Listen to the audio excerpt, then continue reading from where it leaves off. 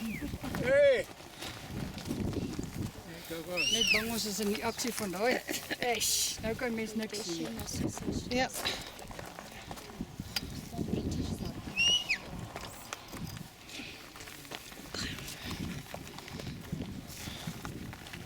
That was interesting.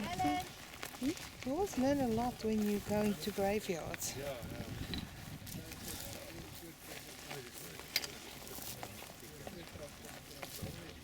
This is lekker nieuwsgierig. I think we need to go on a road trip. The rear guard. Folks, we shall leave the rear guard. They can catch up. Folks, this is the Rhodesian Memorial. You'll see on the photos of the commemorations in the year 2000, there was a flagpole in the Union Jack through here.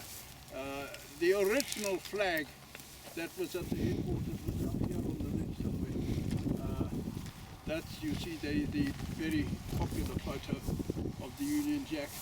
Folks, just look along the ridge, as the Professor explained to you, the line of ridges.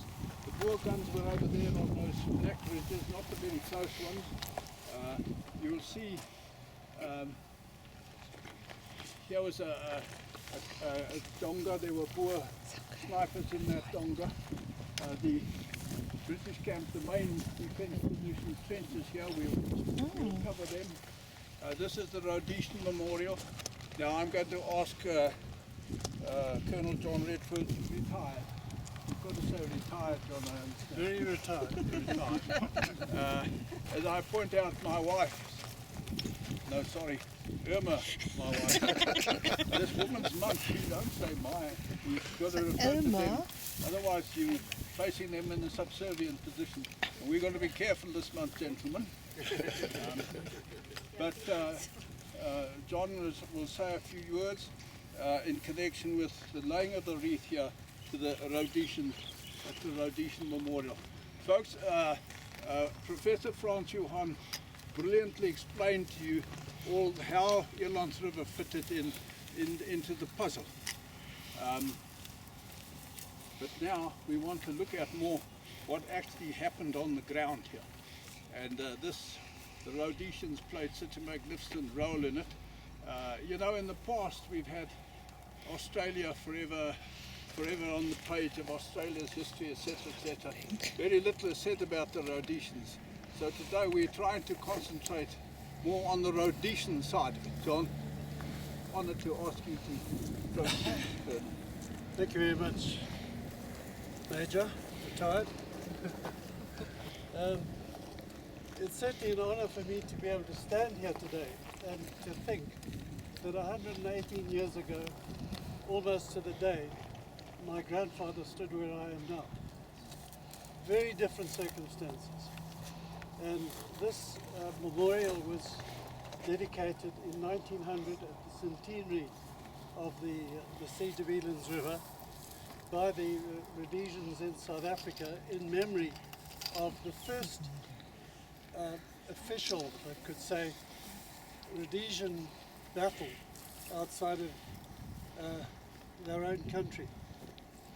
Professor Johan, you will know that they, a couple of years earlier than that, came unofficially with the Jameson Raid.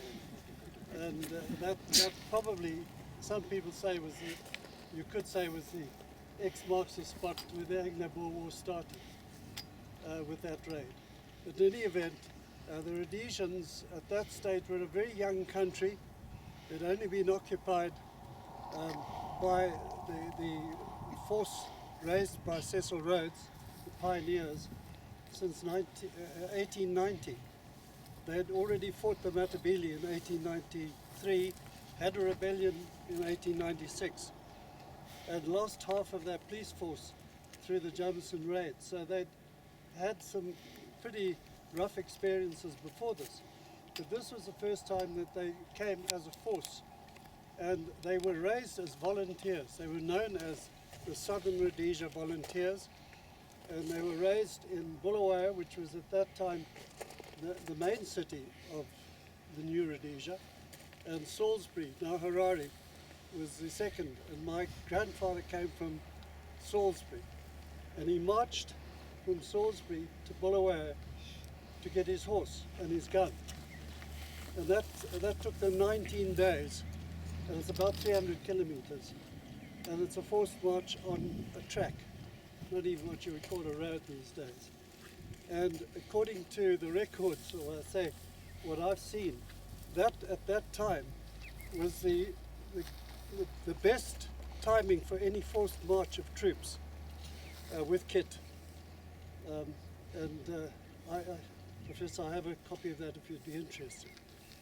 But that is how he started out in, I think it must have been in March 1900. The idea was they were going to relieve Mafeking, but before that they had to prevent the Boers from entry in southern Rhodesia, and they stopped at a place called Crocodile River, or Limpopo, but it's a place where they had a bit of contact with the enemy, as they put it in those days. And then they marched as the northern column to relieve Mafeking. And they got there just after the southern column had actually relieved Mafeking itself. And from there, the Southern Rhodesia volunteers were deployed along this Rustenburg route. And the letters which I only discovered in 1900, my daughter actually found them amongst my grandfather's letters home he'd written from here.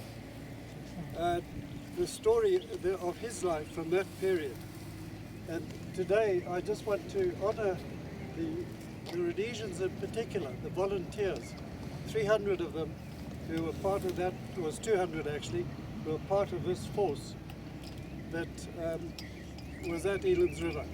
They suffered more from malaria and shortage of food en route here than anything else.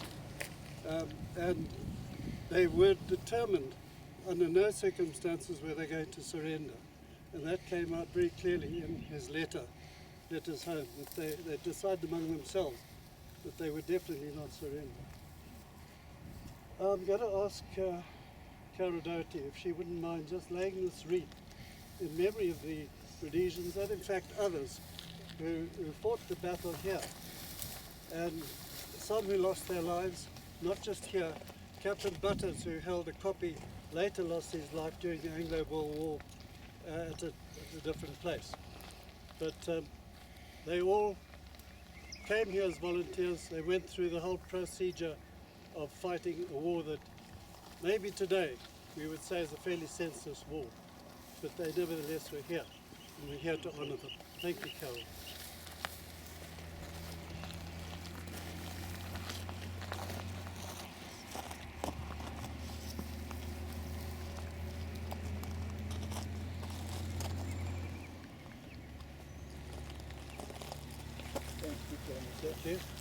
Folks, I just want to point out one thing here.